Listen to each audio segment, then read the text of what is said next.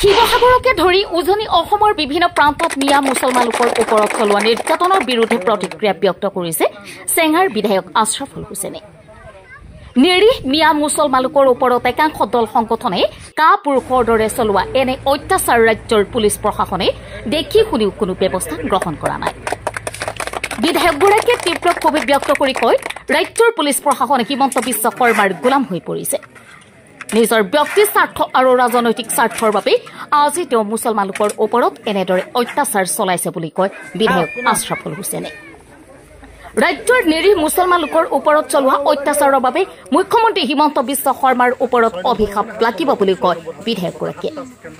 মঙলবাৰে চেঙাৰ খোলাবান্ধা অঞ্চলত কেইবাটাও উন্নয়নমূলক আঁচনিৰ আধাৰ ক্লাছ স্থাপন কৰিবলৈ আহি এনেদৰে মুখ্যমন্ত্ৰী হিমন্ত বিশ্ব শৰ্মাৰ বিৰুদ্ধে সৰব হৈ পৰে বিধায়ক আশ্ৰাফুল হুছেইনে।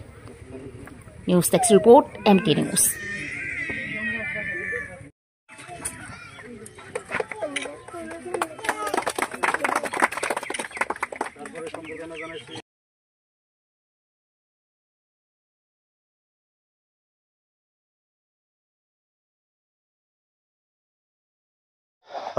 আজি বিভিন্ন ঠাইত উজনি অসমত মুছলমান হ'লেই যিধৰণে কাপুৰুষৰ দৰে অত্যাচাৰ কৰি তাৰ পৰা মানুহক খেদি পঠিয়া হৈ আছে, ইয়াৰ আমি ধিক্কাৰ জনাইছোঁ।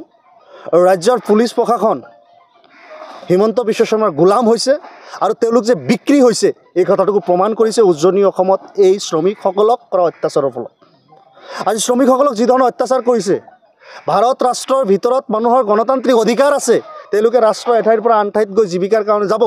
আজি যিসকলে সেই ভঙা চিঙাৰ দোকান কৰিছে, যিসকলে সামান্য শ্ৰম কৰিছে, তেওঁলোকক তাৰ পৰা কাপুৰুষৰ দৰে অত্যাচাৰ কৰি বিতাড়িত কৰা কাৰ্যক আমি ধিক্কাৰ জনাইছোঁ। পুলিচ প্ৰশাসন ক'ত কাৰ ঘাঁহ কাটি আছে, তেওঁলোকে কোনো ভূমিকা লোৱা নাই। হিমন্ত বিশ্ব শৰ্মাই সকলো নিজৰ পকেটত সোমাইছে, নিজৰ ব্যক্তি স্বাৰ্থত, নিজৰ ৰাজনৈতিক স্বাৰ্থত হিমন্ত বিশ্ব শৰ্মাই আজি উজনি অসমত মুছলমান শ্ৰমিকসকলক তেওঁ অত্যাচাৰ কৰি আছে। হিমন্ত বিশ্ব শৰ্মাক আমি সকীয়াই দিছোঁ, আপোনাৰ ভাল নহয়, আপুনি মনত ৰাখিব, আপোনাৰ ভাল নহয়, আপোনাক দৰিদ্ৰজনৰ অভিশাপ আপোনাক লাগিবই, অবিসম্বি লাগিব। যদি ভগৱান আছে, যদি আল্লাহ আছে, আপুনি নিশ্চিতভাৱে আপোনাৰ বিপদ, আপোনাৰ অভিশাপ এই জগতত আপুনি চাই যাব।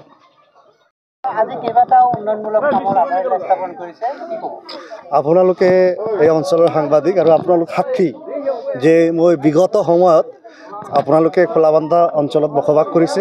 বিগত সময়ত খোলাবান্ধাৰ কাৰণে বিগত 4.5 বছৰত যিমান উন্নয়নমূলক কাম কৰিছোঁ আৰু স্বাধীনতাৰ পিছৰ 75 বছৰৰ হিচাপটো বৰাবৰ কৰিলে কিজানি এই 5 বছৰৰ গুণৰ গুণ বহুত বেছি কাম ইয়াতে হৈছে আৰু তাৰ ধাৰাবাহিকতাহে আজি ইয়াতে খোলাবান্ধা গ্ৰাম পঞ্চায়তত 4টা অংগনবাদী কেন্দ্ৰৰ শুভ উদ্বোধন আছিল আৰু প্ৰতিটো অংগনবাদী কেন্দ্ৰ 25 লাখ টকাকৈ ব্যয় সাপেক্ষে নিৰ্মাণ কৰি থকা হৈছে। ইয়াৰ বাহিৰেও এখন কালভাৰ্টৰ কামৰ উদ্বোধন আছে আৰু এখন ড্ৰেইনৰ কাম, খোলাবান্ধা হাইস্কুল ড্ৰেইনৰ কামৰ উদ্বোধন আছে।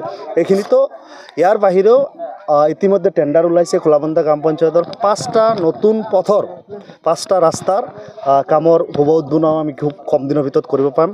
যোৱা বছৰ আমি 4টা ৰাস্তাৰ কাম উদ্বোধন কৰিছোঁ, 2টা দলং চেংচন হৈ টেণ্ডাৰিং পৰ্যন্ত হৈ গৈছে।